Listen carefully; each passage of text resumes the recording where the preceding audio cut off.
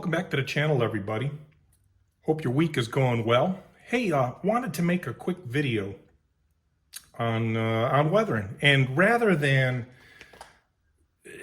do it a how-to, there's tons of how-to videos on the internet. I just kind of wanted to show the finished product, how I do it, and talk about what I use and the different methods, so that you can maybe feel comfortable about taking your weathering to that next phase wherever you might be. When I weather, I sometimes will do a quick weather. Maybe I want to come back and add to it down the road and just want to get some color on it real quick. Sometimes I'll do a really extensive weather that takes several days, and frankly quite a bit of money when it comes to the paints that are used to accomplish everything. But just wanted to go through a couple of them real quick. So these are both Weaver units, and I tend to weather my Weaver units up quite a bit. The heaviest, the rolling stock that you see most heavily weathered on the layout typically are Weaver units, and the reason for that is they're the least expensive pieces of rolling stock I have in the collection. Should I ever decide down the road to resell these, who knows? Maybe I'm adding a little bit of value to them versus what I have invested in them, versus taking a $90 or $100 or $130 piece of rolling stock that I buy brand new and weathering it and turning it into a $15 piece of garbage that nobody wants, but I love. So in any case, this unit, I have another one of these on the layout currently that I meant to bring back with me and I forgot, but I will be weathering it up a little bit more. It's an example of one that I did a quick weathering job on with the intention of going back and adding some additional detail down the road. But this will be a part of our cement train that you often see parked up on that spur on the top of the layout if you follow the channel. This one, I really like the way it came out. I wanted it to look like a car that's been in service for a while, but not one that's been completely beat down. These cement train cars, they almost eventually end up looking like they been covered in powdered sugar at some point. And I don't want to do something that loses all the distinctiveness and whatnot. But what I did, I fade these down. All these I start off and I fade them down typically with some Testors dull coat. I like Testors dull coat. There's any number of different spray lacquers that you can use with matte finishes. Just be sure. The reason I use Testors is I've never had an issue with it reacting with any of the other paints that I use, whether they be acetone based or acrylic or oil based. It just doesn't react with any of them. There's nothing worse than doing a project, putting your final dull coat on it, and having paint wrinkle up on you like a crinkle coat on an engine valve cover or something like that. But with this guy, what I did was dull coated it.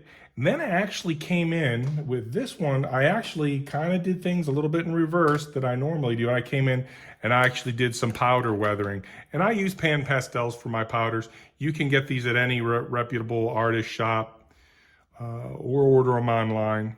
I think they're usually around $6.50 to $8, and they'll last you forever.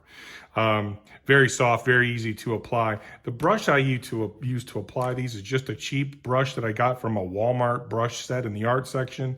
It's nice and soft. You can also use makeup brushes, but that's the guy I use, and it does a great job. You can use a smaller one if you want to get into detail, but I used on this guy, I used a little bit of neutral gray to add some dirt towards the bottom. I used red iron oxide, extra dark.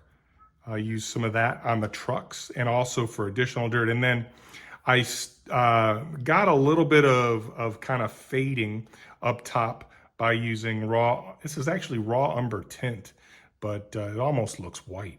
And rather than going hardcore with a fade down using white, I started with that and then locked it all in with dull coat, and then actually started my weathering.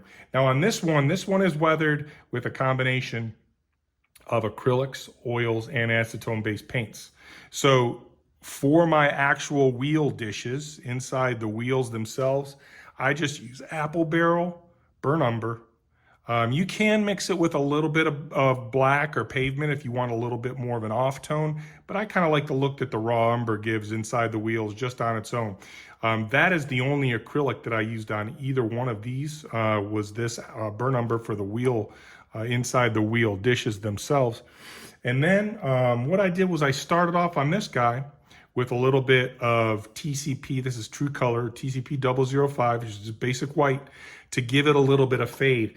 And even if you don't want to make your models look like they're very old, the white will often, on these darker colored models, it'll help everything else kind of pop a little bit more. If you're putting paint on a darker color, certainly if it's like rail brown or a black or a very dark red or a dark blue, you want to try to use complementary colors to offset that, to make that color pop, or use some white to fade it, and it'll make everything pop a little bit more for you.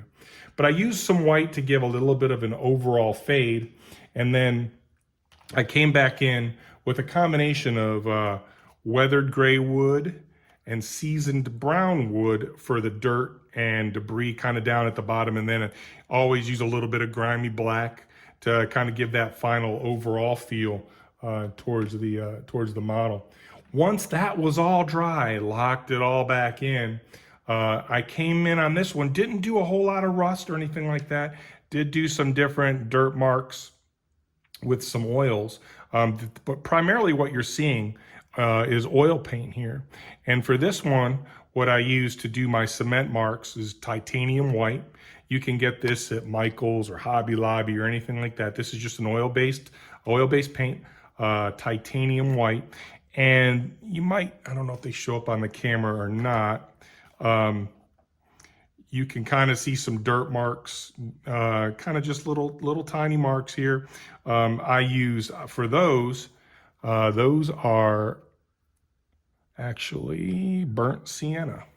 So again, those are also oils, burnt sienna. And real important when you use the oil paints, a couple things you need to do. You can use a napkin, a paper towel, a piece of construction paper, cardboard, anything that's going to absorb. What you want to do is you want to put a little dab of oil paint, and a little goes a long way. And I can never seem to get just a little out, because the width of the opening is going to determine the size of the little smudge that comes out. But you want to put this on something absorbent that'll take the oil out of the paint and just leave the damp pigment behind. If you put this stuff straight out of the tube on your model, it will never dry. You'll come back a week later, it'll still be wet. So this is put on very lightly. And then what I do is I come back in, I use any kind of odorless mineral spirits. Buy this terpenoid, probably overpriced from the hobby or from the art store. But use that, and probably the coolest brush that I would recommend you get, I think I got this one from Dick Blick Art Supplies. This is a grainer brush, and I don't know if it'll show up well on the camera or not, but the grainer brush has those nice fine bristles at the end, but the meat of the brush, it's kind of like the bristles don't go all the way from top to bottom. And you just use that, you dip it in your straight mineral spirits and just drag those down, and those will make the lines that you want. It doesn't take a lot. You can't mess this up. You're just going to drag that pigment down using the grainer brush, and that would give you those really nice, fine, defined kind of streaks of different material. And then I use just some washes, and I'm going to try to do this without spilling it. You can kind of see here it's starting to settle, but just get yourself a cheap artist dish from Walmart or whatever, and you can mix up your colors. These are oils in the mineral spirits. You can see over time they'll actually settle out. This is already settled out.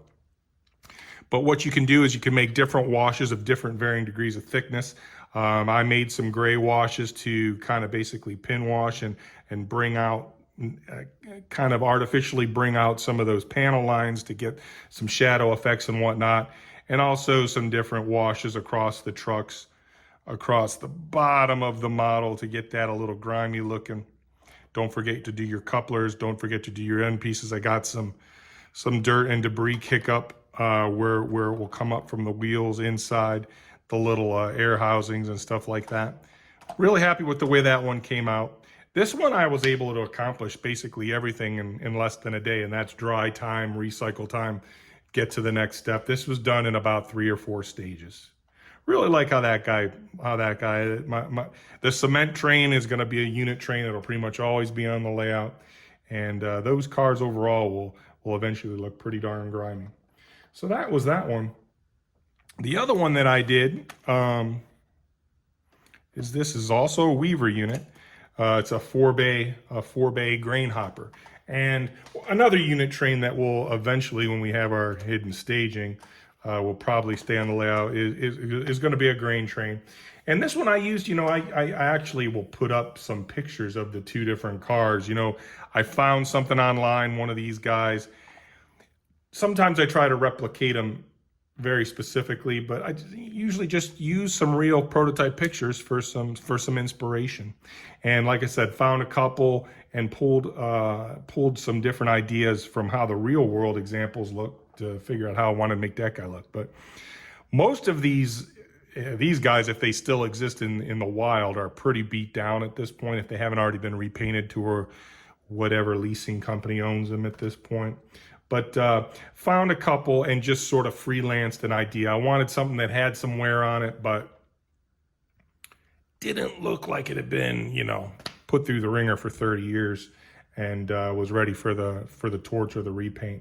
What I did on this guy, a little bit different. Because it's yellow, I sort of vacillated with what I wanted to do, but I would normally come in and hit this with white to really fade it out, because the brighter the color, the more it's going to fade. Your yellows, your reds, your dark blues, oranges, they're all going to fade to colors that are almost more of the primary version of what they are, but with a lot of white in them. Red's going to always become pink over time. Yellow almost becomes like a meringue color, et cetera, et cetera. You know what I mean there. But didn't want to go to that degree with this one. Pretty much got this one done in 1 day's time as well. Now, what I did here a little bit differently, I came in to create, because I knew I wanted a rust effect on this one, because rust really shows up nice on the lighter colors. And these guys tend to have spillage and stuff that causes damage. So these are acrylics. Really like the way these guys come through the airbrush. Mission model acrylics. These are water-based. Now you can thin them down with a Mission Models thinner. You can use Windex or glass cleaner, does a great job. You can use alcohol. I would say use the 50% alcohol and you cut that with a little bit of water if need be. Don't use 91%. It has a chemical reaction and it'll gum up on you. It turns this stuff into almost like a gooey paste, and it'll clog your airbrush. But this does a great job. You start off with the lighter color, so this is standard rust.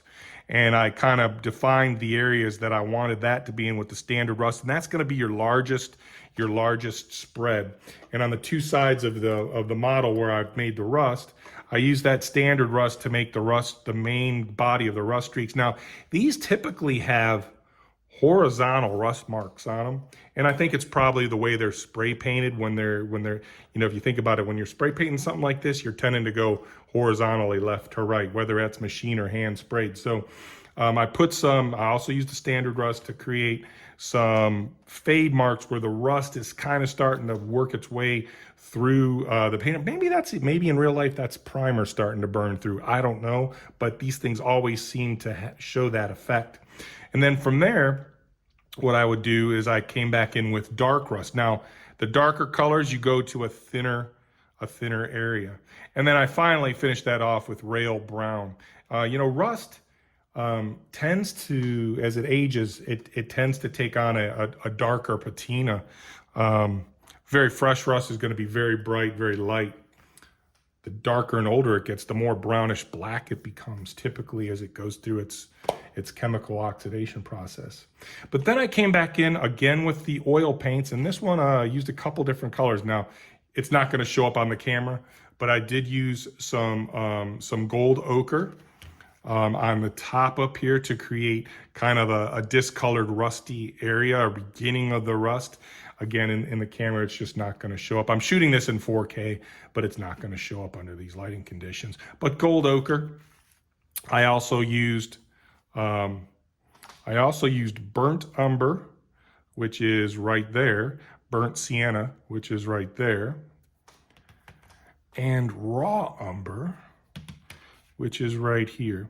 Probably the majority of this is the burnt sienna. That gives you a really true, natural, it's almost too red sometimes, rusty color. Came back in a little bit with the burnt umber and the raw umber to create some different rust streaks. Again, use the grainer brush. Now, to apply the rust, I use a very, very small, this is a 20/0 round petite, but very, very small and fine. And I use that to just kind of spot in where I want the little rust spots to start. Now, not all of these are, again, I don't know if the camera's going to show it, but not all of these areas are actually dripping rust. They're just nicks and damage and dents and things like that. Weathered the bottom, put the kick up on the bottom, and then weathered the wheels, have that same burn umber right in the pans, and then did some various washes with the different oils on the trucks themselves. No powders on this one.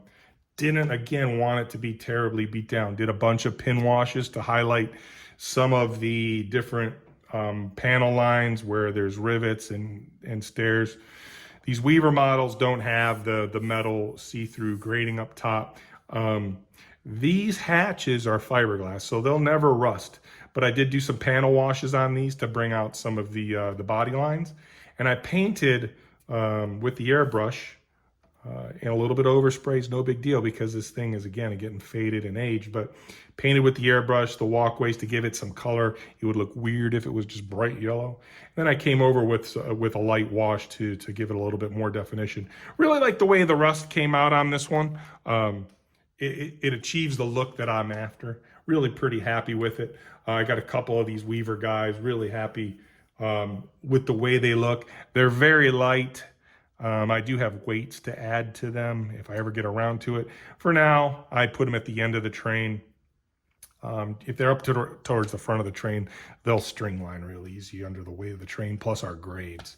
On a flat surface, not so bad. Some of the other brushes that I use, this also came from a cheap Walmart kit. It's a very, very hard bristly brush, almost like a grainer effect. But I use this one sometimes when I weather these guys with the True Color paints. I find that I can come back in before I lock it in with dull coat. I could come back in with this guy and actually do some of my oil work. And if I do it in such a way, I can do it in a way that I scratch some of the True Color off. And it gives me this really cool effect where it looks like there's been some aged dirt and grime on there that's gotten rubbed off either by a splash or the rain or somebody rubbed up against it or whatever. It gives a really cool effect. And some of my locomotives, I have that effect on the cabs, and I really like the way it turns out. So this brush is one of my go-to brushes, and it's a cheapie, not worth anything. This is another brush that I like to use. Now I have several of these in different sizes. This is a 5/0. This, again, I think came from Dick Blick. Very soft brush. I like to use this one when I'm doing some average pin washes. Now, if I want to go down to really small pin washes, I'll actually use this round petite brush if I really want to get into tight spaces, don't want too much flow. And then I always have these really super cheap Testors hobby brushes.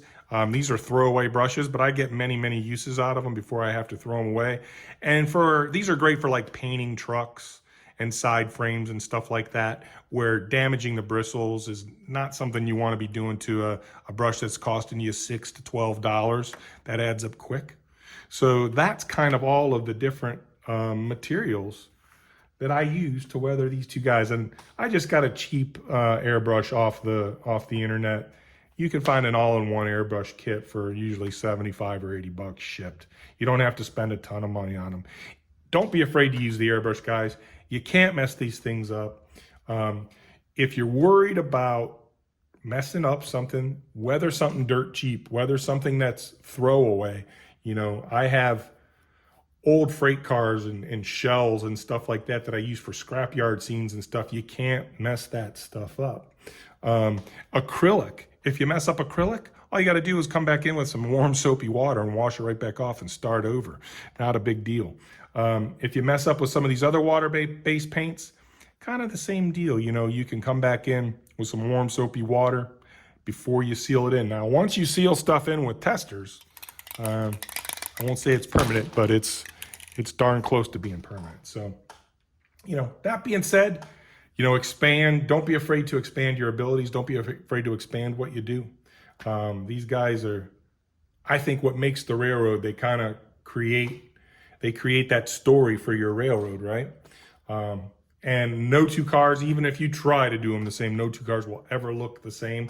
Less is typically more on weathering, guys. You know, don't over weather them. Things look a little weird when they get over weathered. You know, if you have something that's sitting on a siding and you wanna represent that it's been there for 20 or 25 years rotting away, that's one thing. But typically, the cars that are in service, the rolling stock that is in service, it doesn't typically get super beat down before it would see a repaint or a refresh or a rework. These things typically are on the rails for somewhere between 40 and 50 years if they're interchange cars, which are cars that can be, you know, moved amongst different railroads and rail lines. Things like orogenies, those that don't get interchanged, those cars can stay on a railroad for God knows how long. They have some different criteria that they're held to for safety standards. But again, just wanted to show these guys to you and talk a little bit about how I weather, more than necessarily showing you the whole process, because frankly, the couple videos that I've done, they just don't seem to garner much interest from folks, and it really adds to the amount of time that it takes. And I got a lot of stuff that I need to weather. But yeah, in any case, guys, I appreciate everyone spending a few minutes and listen to me run my mouth about weathering. Maybe it's something that interests you. Maybe it's something that doesn't. But just thought I'd give you some, you know, basically, you know, just a little backstory on how I do it. Alrighty. Hey, comment down below if there's something you want to see, if there's something you're curious about, or if there's a technique that you want me to show. I'm happy to share. I'm certainly not the be-all, end-all, but I'm certainly happy to share what I do and how I do it if it's something that interests you guys. Don't want to bore you or make my valued subscribers feel like they're obligated to watch videos that they don't care about. But okay, guys.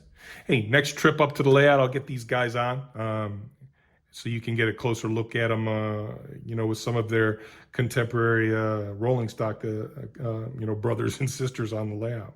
Hey, I appreciate everybody spending a few minutes with us. I hope this has been helpful for those of you that either are already weather your cars or are thinking about dipping your toe into that part of the hobby. It's very rewarding. It's very fun.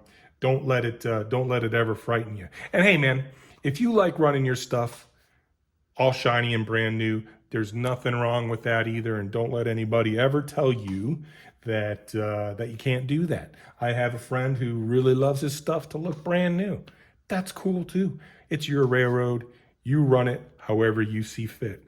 You're the CEO, the yard master, the train master, the engineer, the conductor, and everything in between. Alrighty, guys. Well, hey, hope you have a wonderful remainder of your week.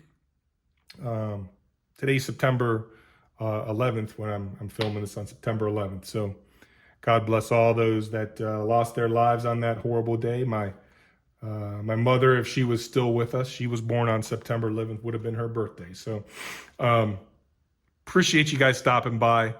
Hope you have a fantastic week and hope everybody's doing well. Happy railroading, everybody. Alrighty, take care.